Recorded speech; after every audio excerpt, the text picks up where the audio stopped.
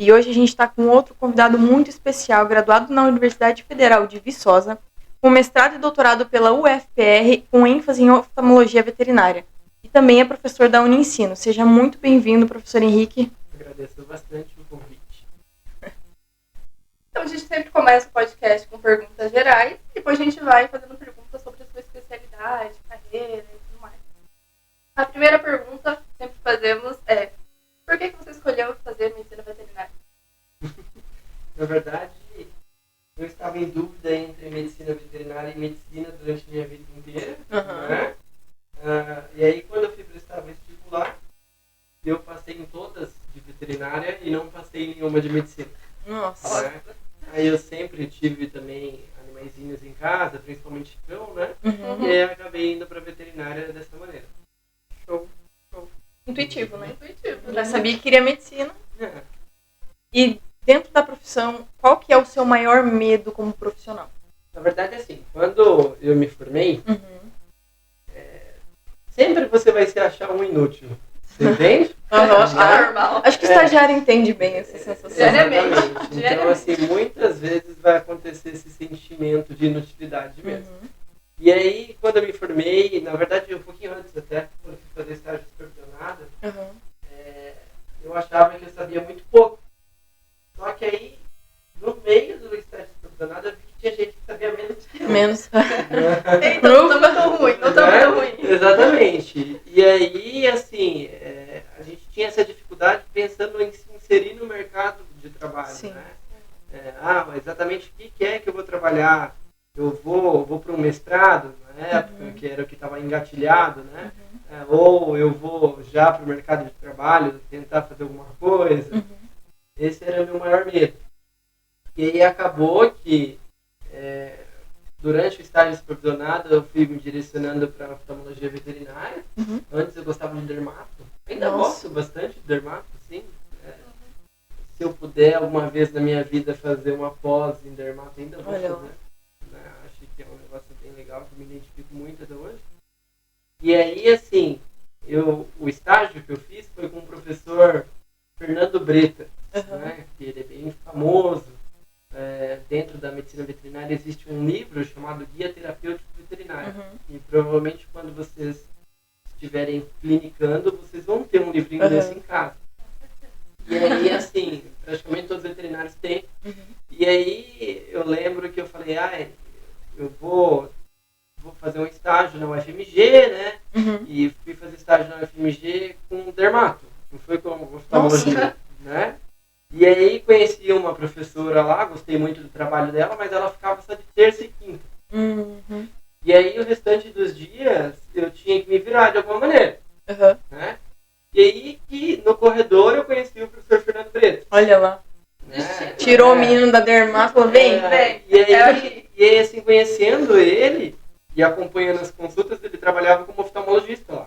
Né? E aí eu me encantei pela oftalmologia nesse momento. Aí, depois desse estágio, ainda fiz um estágio em Campinas, depois só com oftalmologia. Nossa. E assim que eu fui me direcionando para oftalmologia. E aí, nesse ínterim, eu acabei resolvendo conversar com uma professora de Viçosa, onde eu estudei, para tentar fazer mestrado com ela. No entanto, não tinha ninguém que trabalhava com oftalmologia lá, né? Só tinha a parte... a professora que estava livre, ela trabalhava com dermatopatologia, né? A parte de histopatologia. E aí eu falei assim, não sei se é exatamente isso que eu quero. Eu cheguei a passar lá, mas não estava com desejo. Não era ativo, assim. E aí eu conheci algumas pessoas que me direcionaram para o meu orientador daqui da UFPR. Né?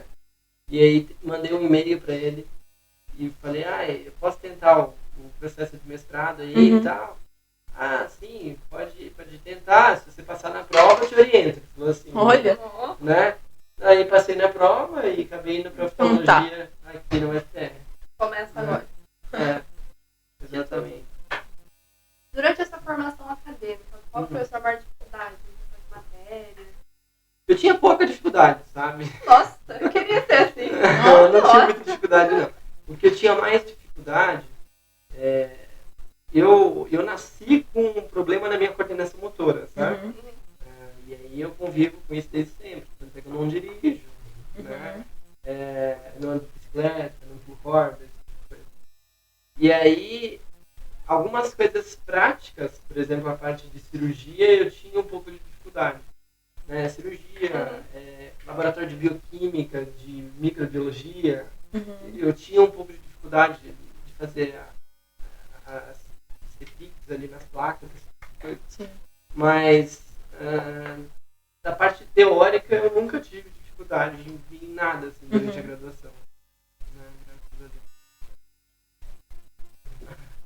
Deus. Como que você de Viçosa veio para aqui ou vice-versa, assim? Não sei se você era daqui, Não. passou lá e daí ou como é que foi o processo? Como é que você veio terminar em Curitiba? Não tem problema. A gente gosta. Basicamente, eu sou de São Paulo. Uhum. Né? A minha vida foi toda guiada por Deus de alguma maneira. Uhum. Né? Eu sou evangélico, nasci em uma certa denominação. Né? E aí, quando eu fui para Viçosa, na verdade, eu tinha passado tanto em Viçosa, quanto na USP, quanto na Federal de Lavras. Por isso que ele não teve Parabéns. dificuldade na formação Exato, tá dele. Olha lá, explicado o tá motivo. tudo Eu tinha explicado. passado nas três. Só que Parabéns. aí, assim, teoricamente, o mais prático seria que eu fosse para São Paulo, né? Para Pirassununga, na USP, né? Aham. Mas a vida não quis dessa maneira, sabe? Na verdade, eu logo que eu passei nesses 3 locais, eu pedi uma guia para Deus. Eu quase não ia na igreja na época, eu estava bem fracão com a igreja. Né? E aí, assim, eu fui na casa de umas colegas lá, que era uma senhorinha, que era da mesma igreja que eu, e que ela fazia comida caseira para vender, sabe? Tinha um restaurante, Sei. né? E aí fui pra lá, contei pra ela que eu tinha passado nesses lugares, e ela veio pra mim e falou assim, Deus tem algo pra fazer com você, de repente, entendeu? Mas em Viçosa, não é em São Paulo. Olha. Né? Nossa. E aí eu guardei aquilo no meu coração, mas falei, tá bom, né? Mesmo assim, preciso de mais alguma coisa pra poder ir pra Viçosa. Uns empurrãozinhos assim. Aí cheguei em casa, minha mãe era muito coruja comigo, sabe? Era muito próximo dela. Até hoje estou bem próximo. E aí minha mãe, do nada, chegou e colocou a mão no meu ombro e falou assim, passarinho, essa dégua levou. Nossa, do nada é Eita. isso. Hoje a mãe falando um negócio desse, não é normal. Né?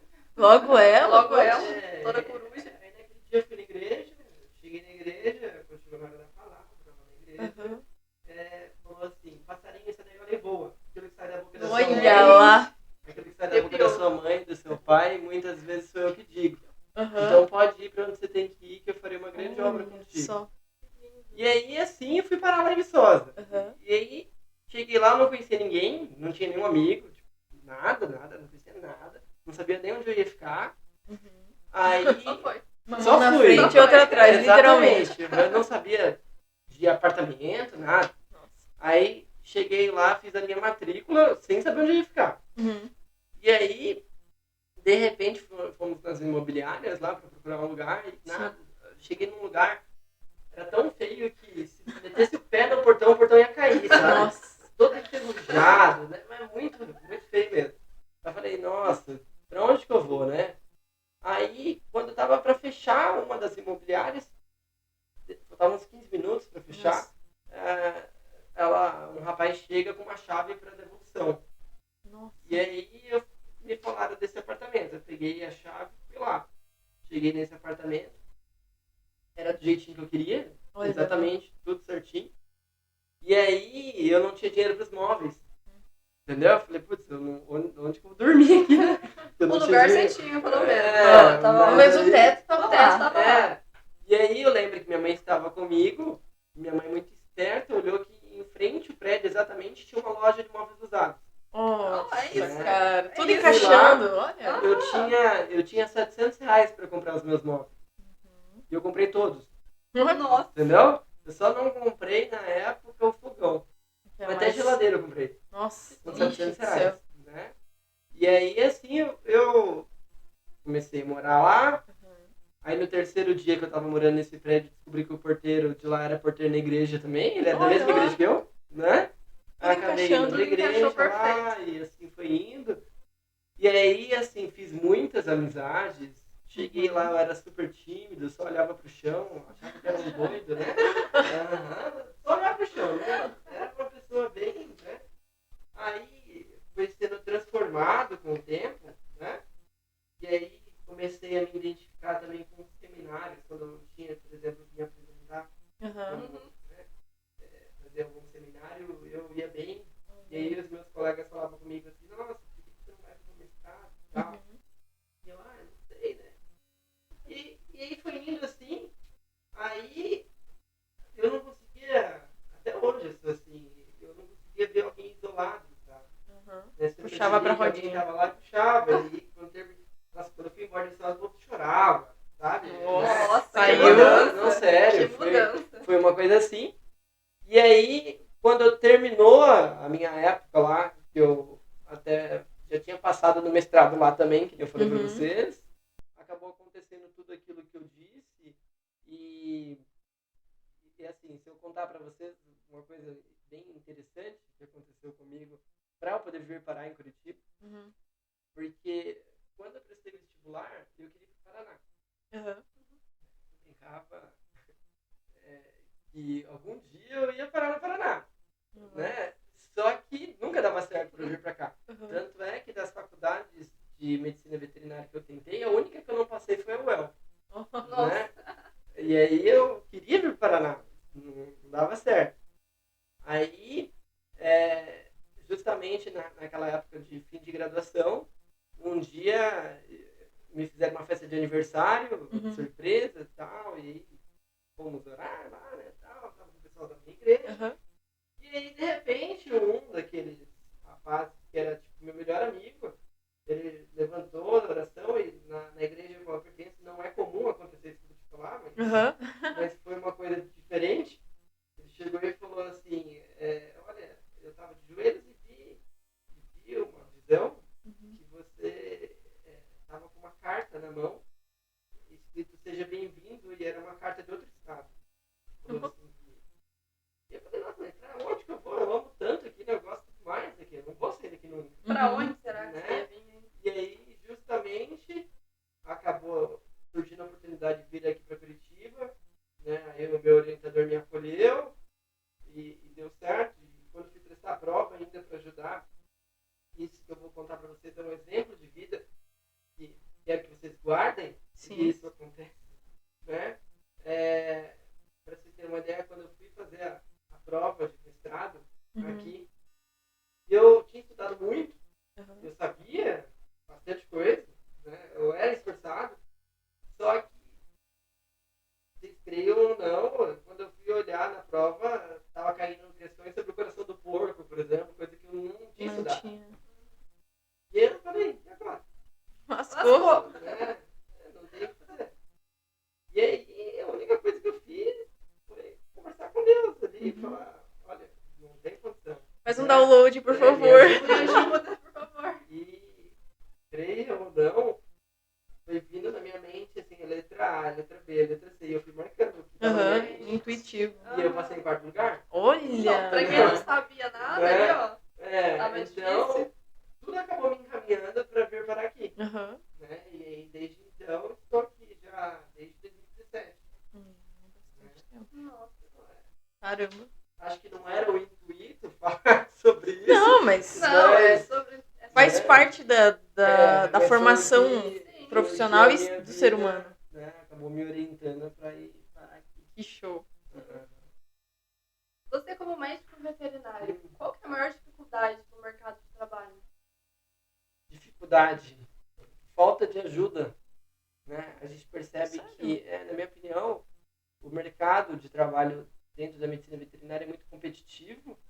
E aí, assim, muitas vezes o veterinário se auto-sabota. Entendeu? Né?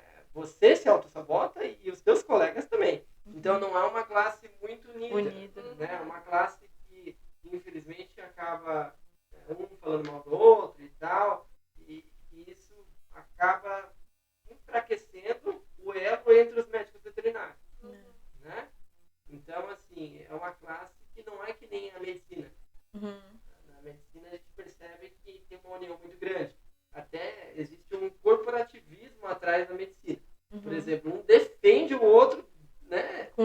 acidente, né?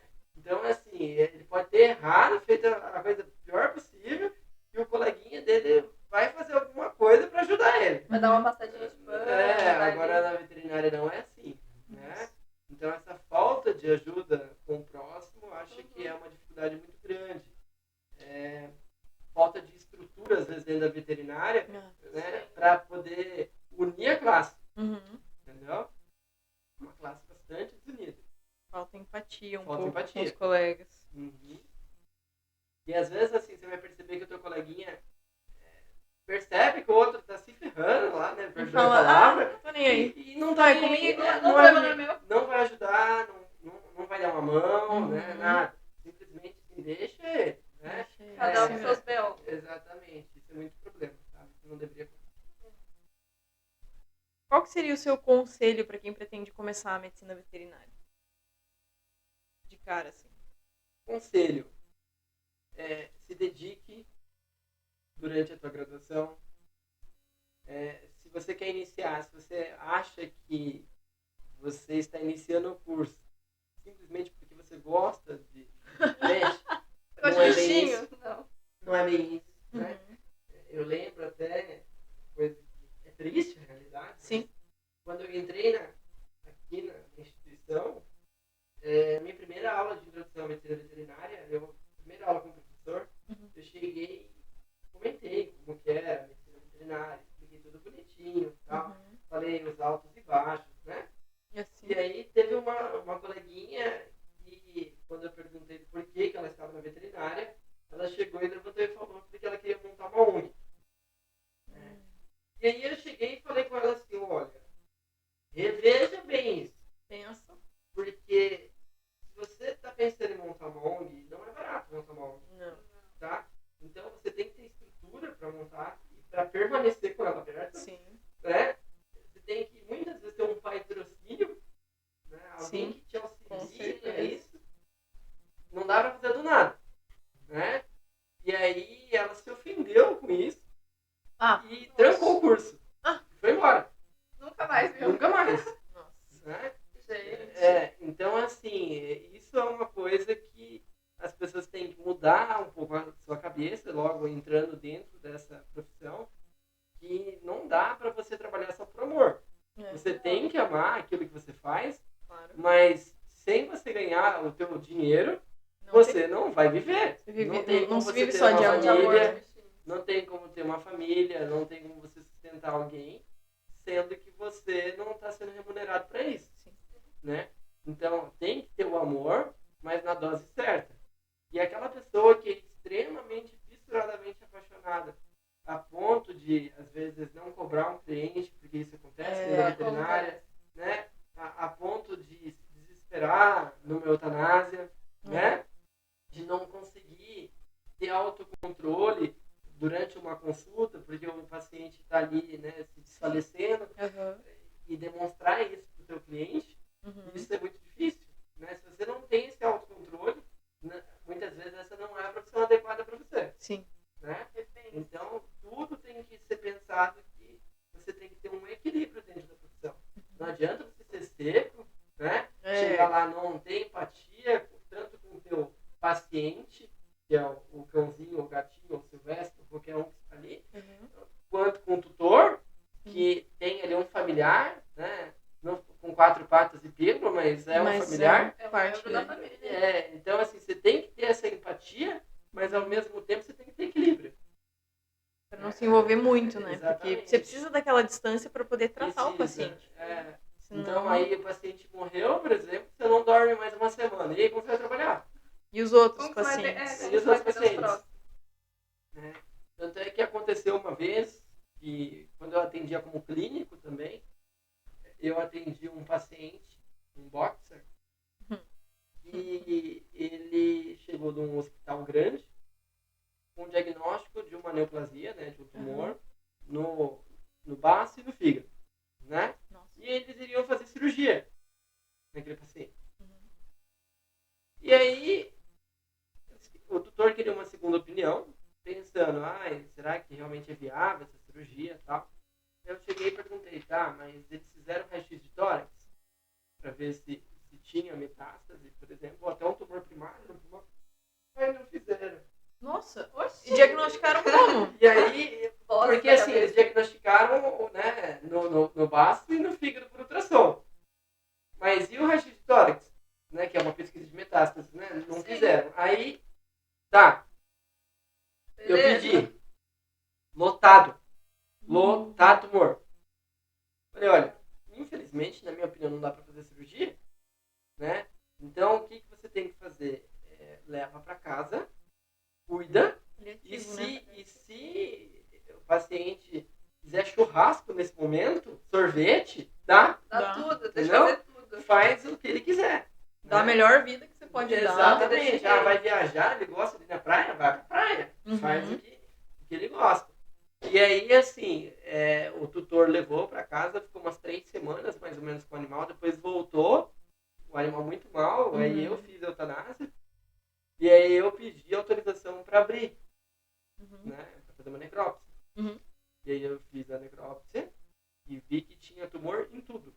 Entendeu? Nossa. Então, por exemplo, o estômago dele era mais tumor do que estômago. Nossa. Né? E não apareceu no ultrassom. E ele tinha uma úlcera desse tamanho no estômago. E aí, como que vai fazer cirurgia? Entende? Então, assim, você tem que ter esse conhecimento prévio e, ao mesmo tempo, empatia com o tutor que está sofrendo porque o animal está doente Uhum. e entender que aquele animal ali, às vezes, vai precisar de um cuidado paliativo e que você tem que ter equilíbrio para isso. Né? Você pode perder ele do teu lado. E aí, você suporta isso? Né? Uhum. Está preparado? Você está preparado, por exemplo, para chegar com um cãozinho hipotenso, em choque, né? E aí o tutor fala, faz eutanásia porque ele está sofrendo. Aí você vai lá, não consegue pegar veia, e aí tem que fazer intracardíaco. E aí? Né? Então tudo isso tem que ser pensado se você está cursando a medicina veterinária. Uhum. Entende? Agora, já que você começou a falar de casos, qual o caso assim, mais te marcou? Às vezes você vai dormir e você pensa, putz, lembra desse caso? Ó, teve um erro meu. Oh. Né? É importante falar sobre isso também. Logo que eu comecei na oftalmologia, uma coisa que me marcou bastante foi um caso.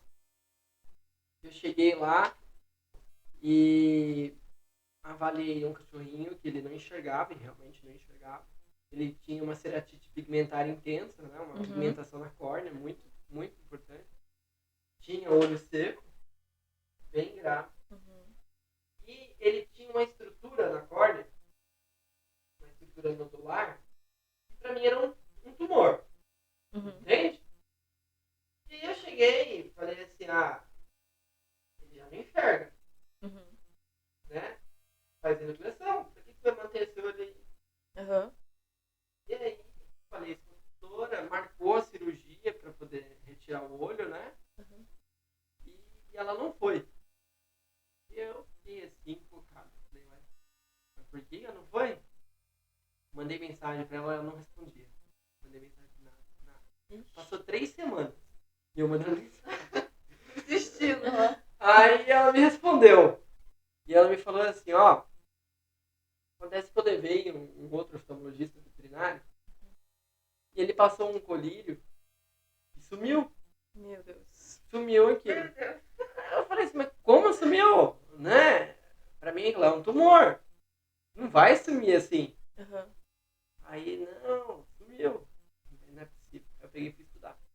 Aí cheguei e fui olhar foto em livro, né? Olhar. Falei, não é possível. O que é que eu fiz de errado? Aí eu olhei lá, existia uma estrutura na córnea chamada cisto de inclusão epitelial da córnea. E aí eu não conhecia isso. Entendeu? Não conhecia. Muito específico, né? Nunca tinha visto isso na vida. E aí isso é responsível ao corticoide. Aí eu falei, putz, a foto tá igual. Deve ser. É isso. Então provavelmente era isso. Aí, olha só que interessante. Eu errei. Sim. Né? Por mais que o bicho era cego, que realmente, né, era um olho que estava ali esteticamente, mas errei. Aí passou um tempo, eu atendi um pug. igual. Mesma coisa. Mesma coisa. Aí eu falei, putz, eu vou entrar com corticoide. Vamos Isso fazer deu. isso. Olha Olha, lá. Né? Então, assim, a gente aprende com os erros também. Sim. Com certeza. Sabe? A É o gente mais aprende com os importante, erros. Aham. E tem, assim, casos interessantes que aparecem. Por exemplo, uma vez eu atendi um paciente lá da Fazenda Rio Grande, longe. Uhum. Tava cego, um husky. Magro. E aí fui olhar o olho dele, uma corioretinite importante, uma inflamação da retina e do coroide, uma neurite óptica importante, e ele em midríase, a pupila toda dilatada, né? E eu falei, nossa, o que é isso, né? Aí, falei, putz, será que é sinomose? Sinomose causa corioretinite. O cachorro tinha um pouco de dificuldade de andar, né? Eu falei, ai, será que é? Não sei. Aí, fui fazendo anamnese. Esse segundo cliente, o cachorro, ele era um devorador de gatos e passarinhos. Entendeu? E todo gato que ia pro quintal, ele matava e comia. E passarinho, mesma coisa. Né? Aí eu falei, putz, eu tinha assistido uma palestra mais ou menos naqueles dias, falando que o pássaro é um hospedeiro paratênico de toxoplasmose. Tóxico, Aí eu falei, será que é tóxico? Fui fazer exame, era tóxico. Puta vida. Todos os outros exames eram negativos. O único que deu positivo era o toxoplasmose. Nossa. Então foi um caso interessante também. Marcou também. Marcou bastante. Aproveitando já que a gente entrou nesse assunto da especialização, Hum. você, na sua profissão como oftalmo, você só faz diagnóstico de problemas relacionados aos olhos ou, no caso, que nem, por Ó, exemplo, esse que era de O tóxico, que acontece? você pega O bastante? que acontece? Você já ouviu falar que os olhos são a janela da alma? Olá. Né? É mais ou menos isso. Uhum. Então, por exemplo, você vai chegar lá, vai observar um dashi, sabe o dashi? Aham. Técnico lá, salsichinha. O dashi, ele tá com uma mancha branca na córnea. Uhum. Uma mancha branca em formato de anel. Né? Uhum. Gordinho, né? Um cachorro gordinho, um cachorro que come bem. E aí eu olho isso, eu já fico pensando, colesterol alto, triglicérides alto. Entendeu? Então, assim, existe uma alteração na córnea que a gente chama de degeneração lipídica ou arcos lipoides, Uhum. que está relacionado normalmente a isso, né? A colesterol alto, triglicérides alto, às vezes até uma pancreatite e esse tipo de coisa. Então, sempre o olho vai me mostrar que alguma coisa está errada no corpo, tá? Então, por exemplo, você vai atender um cachorro com uveíte, uma inflamação no olho. Uhum. É uma uveíte unilateral? Putz, já penso em trauma. Então é algo no olho mesmo. É uma uveíte bilateral? Eu já penso em doença infecciosa. Uhum. Então, não é só uma uveíte. Né?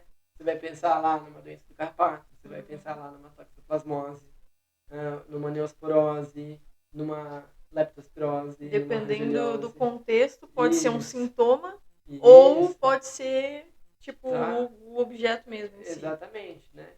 Então, o cachorro tá com uma úlcera de córnea. Uhum. Tá. Essa úlcera de córnea ela foi causada por trauma. Essa úlcera de córnea foi causada por um pelo, né, que tá encostando no olho.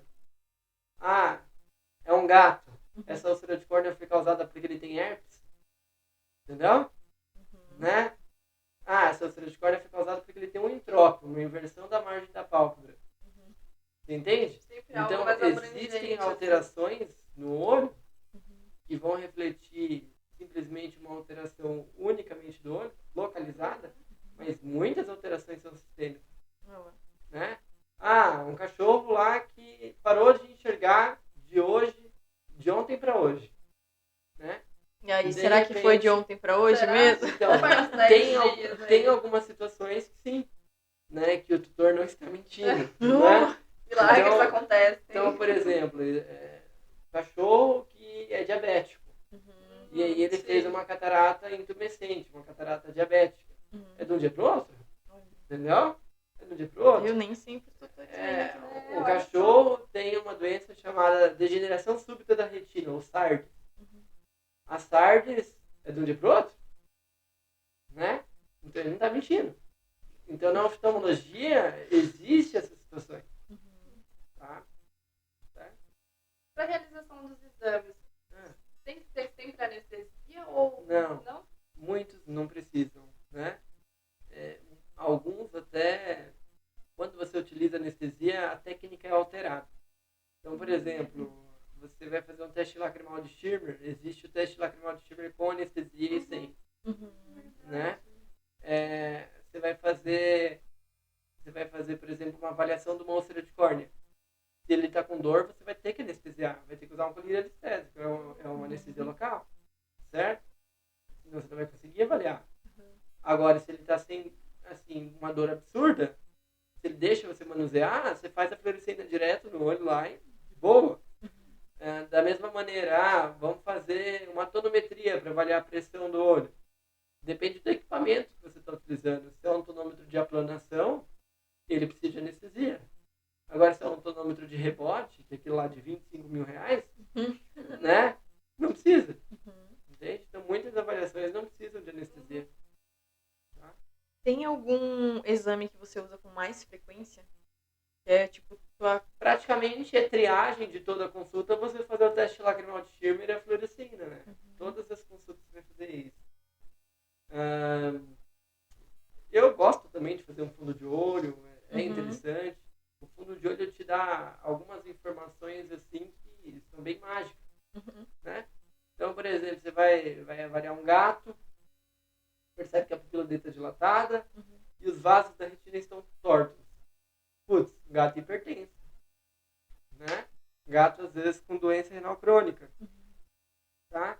Eu vou avaliar um cachorro e o olho está brilhando em excesso e ele está trombando no escuro, né? Está trombando em objetos no escuro. Putz, já vou pensar em uma atrofia progressiva de retina, que você só consegue avaliar fazendo fundo de olho, entende? Então é um exame que você acaba fazendo ele por rotina também, né? Existe alguma maneira dos tutores prevenir essas doenças oftalmológicas? Ou... Depende da situação. Por exemplo, úlcera de córnea, sim, né? Vou levar no PET e vou lubrificar o olho previamente, né? Vou levar lubrificante, vou pedir para, durante todas as etapas do banho e da tosa, utilizar lubrificante, né? Isso aí é uma forma de se proteger. O cachorro não deve ficar com a cabeça fora da janela no carro, né?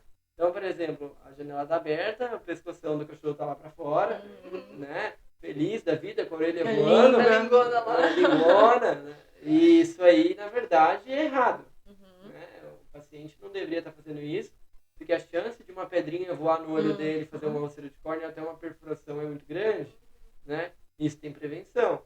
Agora, por exemplo, animal com catarata, como que eu vou prevenir? Né?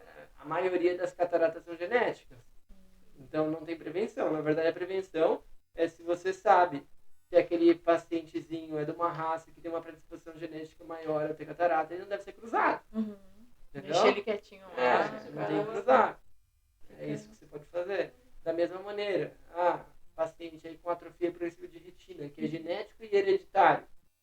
Então, não vai cruzar ele, né? Não tem como você utilizar ele como reprodutor. Basicamente isso que você tem que fazer, tá? E os cachorros? Enxergam em preto e branco? Não. Ou isso é uma teoria antiga já? Não, isso não existe, né? Não? Não, eles enxergam colorido, tá? Na verdade, o espectro visual de cores do cão e do gato é menor do que o nosso. Então eles enxergam um número menor de cores. Mas né? não que eles enxergam Mas não que tudo. não que eles enxergam preto e branco, tá? Enxergam outras cores sim. Super misto. É tipo meio que um verde e amarelo que eles enxergam assim. Existem na internet, vocês podem pesquisar imagem de como os cães enxergam. Você vai perceber assim que é uma foto meio verde e amarelo. É tudo esverdeado, amarelado, tudo meio junto, assim, olhei. Isso. São bem brasileiros. Verdade. Tudo verde e amarelo. O que é a protrusão de terceira pálpebra? Protrusão de terceira ou protrusão da glândula da terceira? Existem os dois. Pode explicar os Eu não né? sabia nem dessa glândula. Na verdade é assim, ó. Existe uma membraninha no canto do olho do cão, do gato, cavalo, né? E ela é chamada de membrana nictitante ou de terceira pálpebra, né? No caso do gato, ela se movimenta super. Ele quase tem realmente uma terceira pálpebra de verdade, né?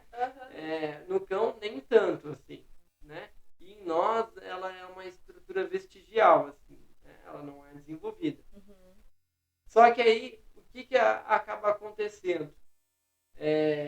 Tem animais que fazem a protusão da terceira pálpebra, ou por ruptura de um ligamento, ou por... Tem uma síndrome neurológica em gatos, chamada síndrome de Hall, por exemplo, que ela faz essa protrusão bilateral e que ela é autolimitante. Então, na verdade, o animal se cura sozinho. Entendeu? Agora, como eu falei, existe a protrusão da terceira pálpebra, mas existe a protrusão da glândula da terceira pálpebra. Essa eu nem sabia. A glândula ela fica atrás da terceira pálpebra. A glândula produz 30% da fração aquosa da lágrima. Então é muita coisa. E aí, muitas vezes, existem algumas raças que possuem uma predisposição maior para que ocorra essa situação. Por exemplo, Beagle, Shih Tzu, Bulldog, francês, costumam ter bastante esse tipo de alteração. E aí, muitas vezes, é necessário a correção cirúrgica. Né? O pessoal chama essa condição de cherry eye, né? Olho de cereja. Tá? A gente escutou isso nos primeiros dias de aula. Acontece bastante, com bastante frequência, e a correção ela é cirúrgica. Na verdade, tem veterinário que reposiciona manualmente, mas você vai perceber que uma vez na vida vai voltar. Então você tem que corrigir cirurgicamente. Não tem escapatória. E o fato de ficar exposta essa glândula acaba necrosando a superfície dela, e como ela produz a fração aquosa da lágrima, o animal tende a ter olho seco. Gera 2 problemas. Isso. Existe uma diferença no formato dos olhos de espécie para espécie? Formato do olho ou formato da pupila? Ou os dois? Os dois. Existe. A pupila eu sei que, né, que tem. Sim. Determinadas espécies têm um olho mais esférico, determinadas espécies têm um olho mais oval, né? Tipo o cachorro, o gato. Peixe, por exemplo, é mais esférico. E aí, o formato da pupila também altera, as estruturas anatômicas também alteram. Então, por exemplo, basicamente, cachorro raramente vai ter cílios. Quando tem, é na pálpebra superior. Né? Gato não tem cílios. Nem na superior, nem na inferior. Nós, né, temos cílios na superior e na inferior. Certo? Então, são estruturas anatômicas que são diferentes. Cavalo tem uma estrutura dentro do olho ali, né, na íris dele, colado ali na abertura da pupila, chamada corpora nigra, que funciona como um filtro solar. Entendeu? Então, por exemplo, ele é uma presa, ele tem que ficar pastando, mas ao mesmo tempo ele tem que olhar pro predador. E aí isso faria o quê? O sol bater direto no olho dele e prejudicando a visão. Né? Aí o que acontece? Deus é tão inteligente que colocou uma estrutura dentro do olho do cavalo, né? Como fosse quase um óculos de sol. Para proteger o olho dele do sol. Né? Então, existem estruturas que só existem em determinadas espécies. Por exemplo, aves e répteis às vezes têm ossos esclerais para deixar o olho mais fixo na cavidade. Né? Então, por exemplo, eles conseguem, às vezes, a movimentação só do olho, né? Não sei se vocês percebem, sem precisar mexer o crânio, né? Sem mexer o pescoço, eles mexem só o olho.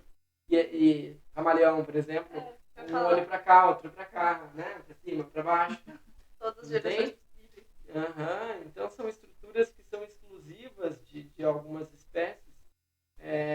E aí, já colocando o gatilho da pupila, então, por exemplo, gato tem pupila em fenda, certo?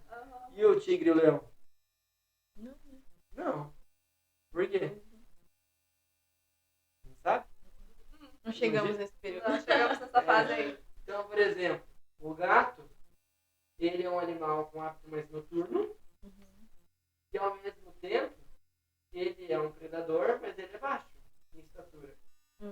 Não é? O tigre e o leão, eles são predadores. Eles têm hábito noturno também, principalmente o leão, mas um hábito menos noturno do que o gato. E se você perceber, ele é alto. Entendeu? Então, todo animal que ele é alto, né, ele é noturno, a pupila dele vai ser redonda. Todo animal que é noturno, mas é baixo, a pupila dele vai ser em fenda. Entendeu? Porque aí a visão dele vai ser mais vertical. Entendeu? É sempre assim. Olha, Que legal. louco, Eu não fazia ideia. É bem interessante. Quais são os principais sintomas que o animal dá de que ele está com algum problema no olho? Desde secreção ocular, que é bastante comum, por exemplo, Shih Tzu, Lhasa, Bulldog, esses cães braquicefálicos, né, de focinho curto, muitos deles possuem uma doença que a gente acredita que ela é imunomediada, né, se chama ceratoconjuntivite seca, ou síndrome do olho seco. Bem comum mesmo. E no caso dessa doença, que tem uma casuística muito alta, a principal sinal clínico é aumento de secreção ocular, que fica semelhante a um pus, mas na verdade não é pus, na verdade é muco, né? É a própria lágrima, que a parte aquosa evaporou ou não é produzida, e aí sobra o resto, que é o muco e a gordura. E aí fica aquele negócio verde, né? Ou olho vermelho também é bastante comum. Blefarospasmo, que é quando o animal fica com o olho fechadinho ou piscandinho assim, ó. Né? Isso aí é uma condição bem comum, é um sinal clínico de dor ocular.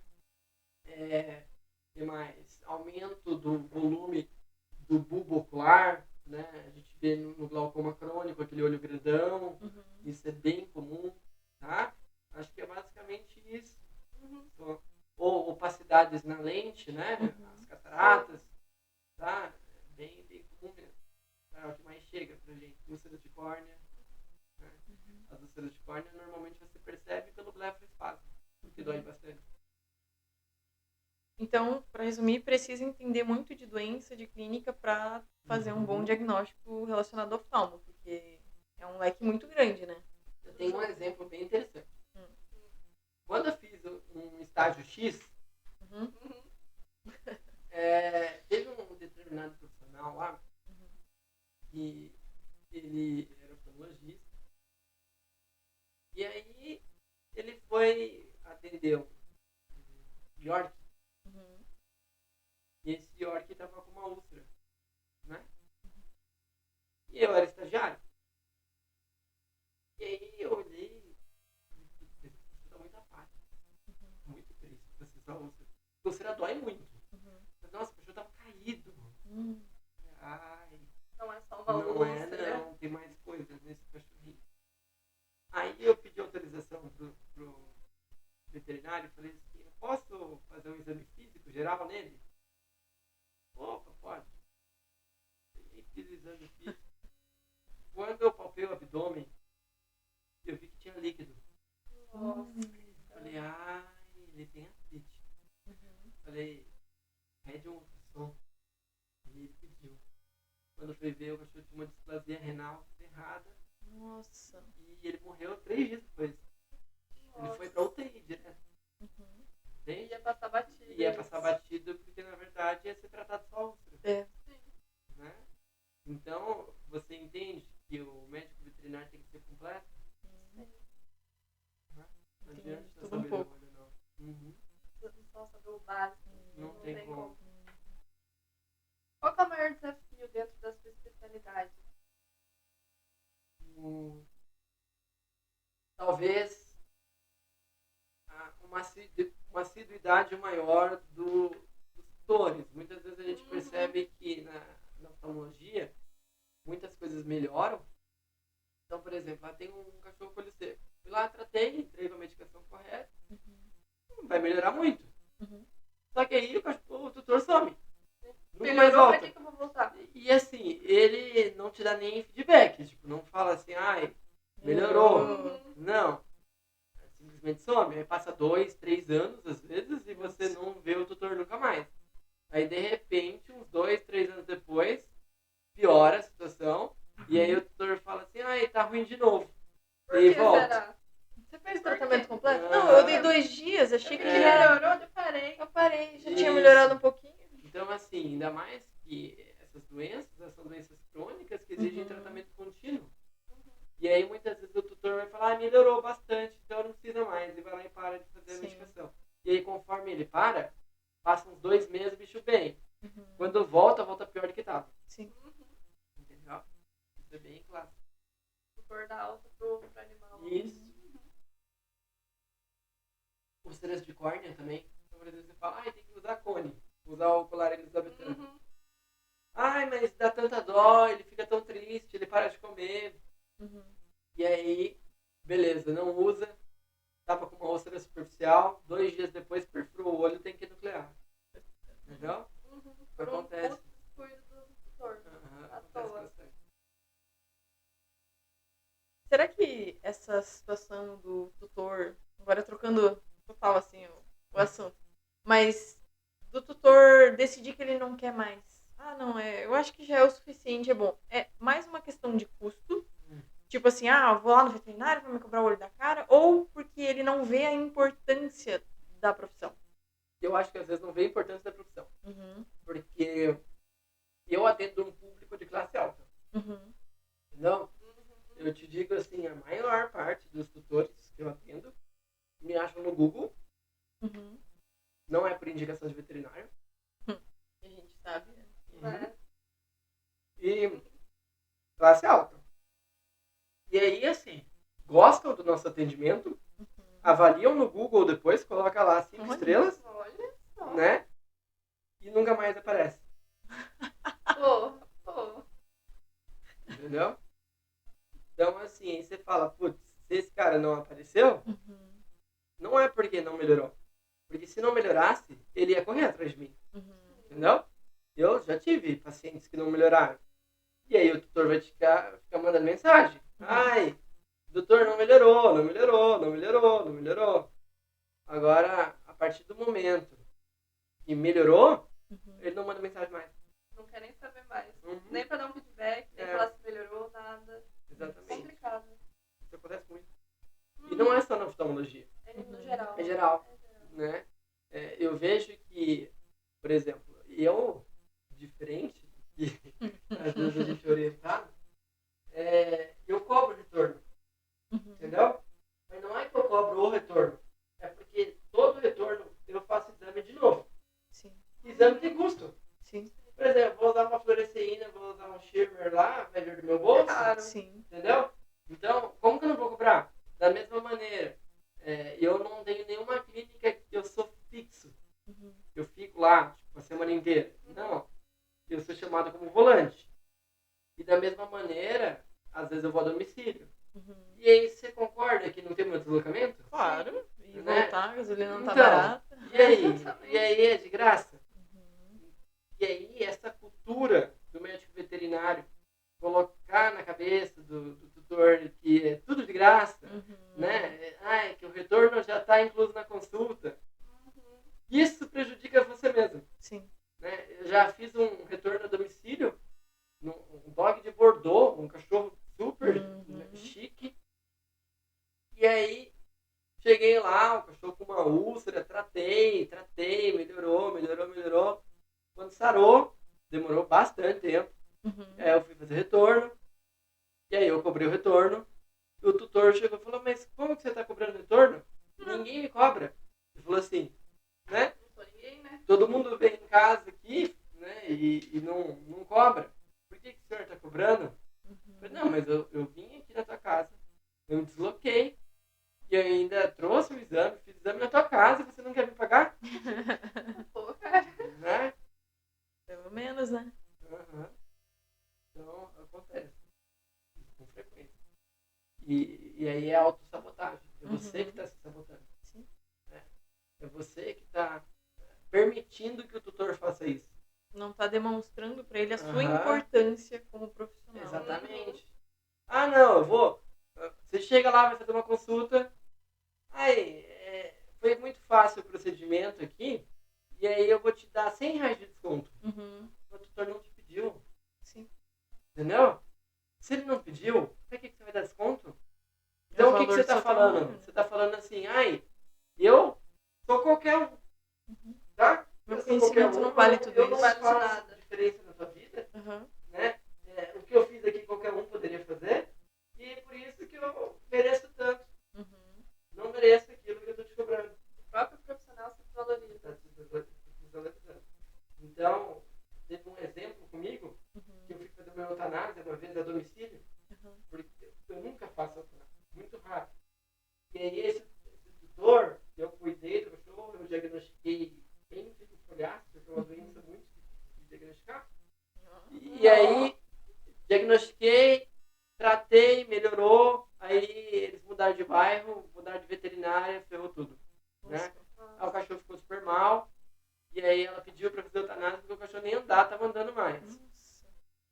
Beleza, cheguei lá, fiz eutanásia, cobrei na época acho que R$450 na eutanásia, o cachorro de uns 20 quilos. Aí o tutor era caminhoneiro e virou pra mim e falou assim, nossa, que barato. Ô, louco! Ele Eu falou achei assim, que seria o oposto. não, ele falou assim, nossa, como que veterinário é desvalorizado, hein? Ele falou assim comigo. Gente!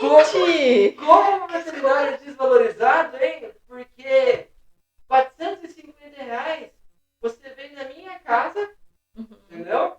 Fez um procedimento super rápido, ele falou assim, aliviou o sofrimento do meu animalzinho e você vai me cobrar R$450?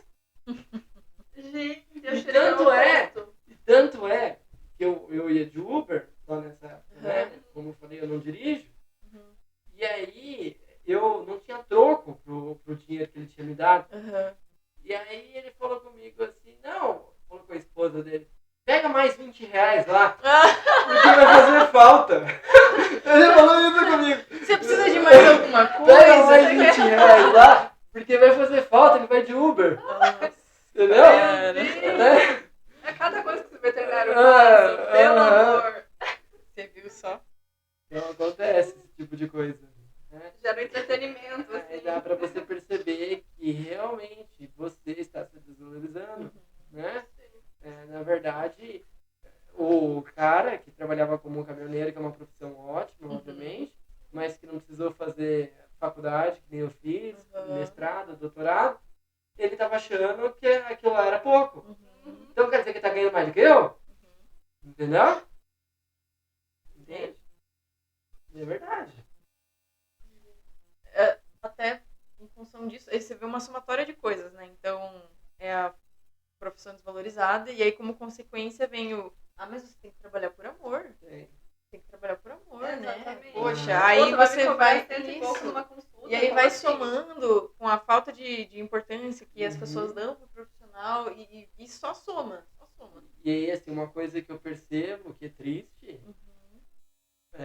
observa quantos veterinários idosos tem. Tem pouco. Muito pouco. Entendeu? Se tem pouco, ou morreu, entendeu? Né? Ou desistiu, né? Isso é verdade. Entende? Porque, infelizmente, por causa dessa carga estressante muito alta, acaba que o veterinário não consegue dar continuidade à sua profissão por muito tempo. A não ser que ele entre no serviço público, né? Alguma coisa que gere estabilidade, ele possa ficar no cantinho dele. Simplesmente ele vai chegar nos 50 anos de idade, por exemplo, 45, não vai suportar mais aquela situação e vai fazer outra coisa. Né?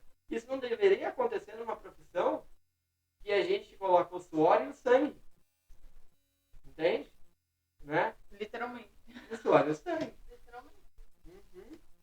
E você não tem férias, às vezes. Não, geralmente. Né? E você chega lá, luta a tua vida inteira para poder ter uma casa, um carro e tirar férias de vez em quando. Certo? E aí, quando você tira férias, você tem que colocar alguém no lugar. Aí foi o valor das suas férias. Foi tudo, O né? 13º que você não tem. profissão. Você entende? Então, assim, isso não deveria acontecer numa profissão tão nobre. Sim. Porque a nossa profissão é nobre, entende? Nós estamos tratando de vida, né? Muitas vezes estuda mais do que medicina normal. Imagina só, você tem mais que de uma conhecer espécie. a anatomia de um cãozinho, mas você tem que conhecer a anatomia de uma calopsita, né? De um réptil. Você entende? Que é diferente, certo? E aí, assim, uma medicação que vale para um não vale para outro. Exatamente. Por exemplo, vou chegar lá na minha casa, tô com um gatinho, né? Acho que ele tá com febre, acho que ele tá com dor, dou paracetamol, mato o gato. Né? Exatamente. Entende? Então tudo isso a gente tem que pensar. O médico estuda muito. O Sim. médico, olha só, presta bem atenção numa coisa. A nossa profissão se chama médico veterinário. O médico vem na frente. Poderia ser veterinário médico, mas não é. É médico veterinário. Então, você tem que dar o valor. Né? Por que o médico pode ganhar lá R$ 1.500 num plantão de 12 horas e você ganha 150? Ou 50 em alguns lugares. Tá errado isso? Sim. E aí, quem que é o culpado? Eu, você e ela. Sim. Entendeu? Isso era uma coisa que até a gente estava conversando na faculdade, né? Sobre a desvalorização, ela já começa no estágio, né? Aham. Que R$ 200 você trabalhar um mês inteiro, Sem não vale ganhar um vale transporte, transporte, nada, você tá trabalhando de nada. graça. Isso tá certo? Nossa, não, E você tem que absurdo. aceitar super sorrindo aquilo, porque Porque ninguém tem- quer te contratar. E aí? Porque tem alguém no teu lugar que vai Isso. aceitar. Vai aceitar com E aí um sorriso a no gente rosto. volta na questão da classe não ser unida, né? Exatamente. Começa por difícil. aí. Aham. Então essa é a dificuldade. É uma profissão nobre. Sim. Né? E deveria ter um renome absurdo. Quando você chega numa padaria, no mercado e fala que você é doutor, nossa, olha o doutor chegando. É. Aí você chega e fala assim, olha, esse é o veterinário. Ai, que bonitinho. É, que legal. Um pouquinho. Você mexe com o bichinho o dia inteiro. É. Pode dar uma olhadinha no meu cachorro. Entende? Não é assim? Exatamente. E aí? Encerramos? Encerramos com esse choque de realidade. Mas é um fato, É a né? realidade, E né? Fazer o quê? o programa em si, o Horavet, ele veio com esse intuito de mostrar que o veterinário, ele não é o cara que vai lá ficar cuidando do bichinho bonitinho, fazendo um carinho. É trazer a realidade do que é ser um médico veterinário. Qual que é o dia? Eu levanto, eu estudo, eu faço mestrado, doutorado, faço pós, e muitas vezes ainda assim não é o Não é o suficiente. suficiente.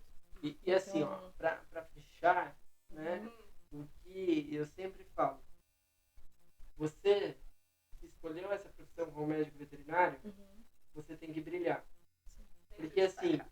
se você chegar e entrar numa sala de aula, tá? Com 50 alunos e desligar as luzes, você não vai enxergar ninguém. Sim. Agora, se de repente um tonto pega lá o celular e levanta pra cima, você percebe que ele tá lá, porque tá brilhando. Sim. Entendeu? Então, você como médico veterinário, cabe dentro da profissão. Mesmo que tenha lá 5 milhões de médicos veterinários. Mas qual que é a diferença? Você tem que brilhar? Você tem que ser o diferentão. Não adianta ser mais um. Tá? E é aí que eu digo para vocês, como estudantes, não como médicos veterinários, mas como qualquer estudante. Se você está ali dentro de uma graduação, independente de qual instituição, seja sendo patrocinado pelo seu pai, pela sua mãe, ou com teu próprio dinheiro, com teu esforço, você tem que dar valor a cada minuto que você está vivendo. Sim, Entende? com certeza. Porque é uma oportunidade que nem todo mundo está tendo, né? Tem tanto ali que está carregando um saco de papelão nas costas e que você poderia ser o próximo, né? E que é uma profissão nobre também. No entanto, que está sofrendo muito mais do que você. Sim. E aí quando o professor chega e fala assim, olha, estuda tal capítulo do livro, você tem que falar, putz, ele está depositando a confiança em mim.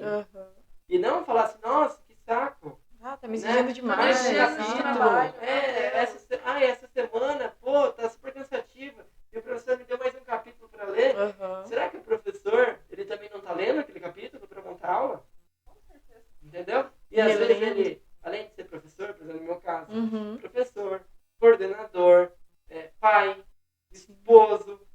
veterinário. Pô, é muita profissão ao mesmo tempo, hein? É muita coisa. Entendeu? Então isso é difícil, sabe? Vocês têm que valorizar isso. Vocês, como estudantes, valorizar o profissional que está na sua frente. Sim. E valorizar a si mesmo, pensando que lá na frente você pode ser aquele que está ministrando a aula. Sim.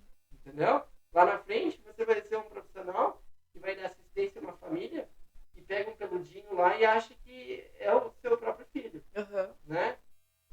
Que não é mais essa relação de animal de quintal. Né? O animal está ali porque ele é um guarda da minha casa. Agora não. Agora ele é um filho. Agora você é o guarda do cachorro. Exatamente. Você é o pai do cachorro, Né? o pai de pet. Então tudo isso vocês têm que colocar na cabeça. Sim. Tá? De verdade. Né? Mas agradeço aí o convite. Espero que seja proveitoso aquilo que a Com gente certeza, falou. tá sendo, Né? E assim, o que vocês precisarem, estamos à disposição. A gente que gostaria de agradecer pela participação, pelo seu tempo. Obrigado. Um prazer. Queria agradecer, então, o professor Henrique por poder estar aqui hoje, proporcionando esse conteúdo top para todo mundo. Agradecer à universidade por ter cedido o espaço. E agradecer ao Lucas por estar aqui ajudando a gente também. E é isso. Até a próxima Hora Obrigada, Vet.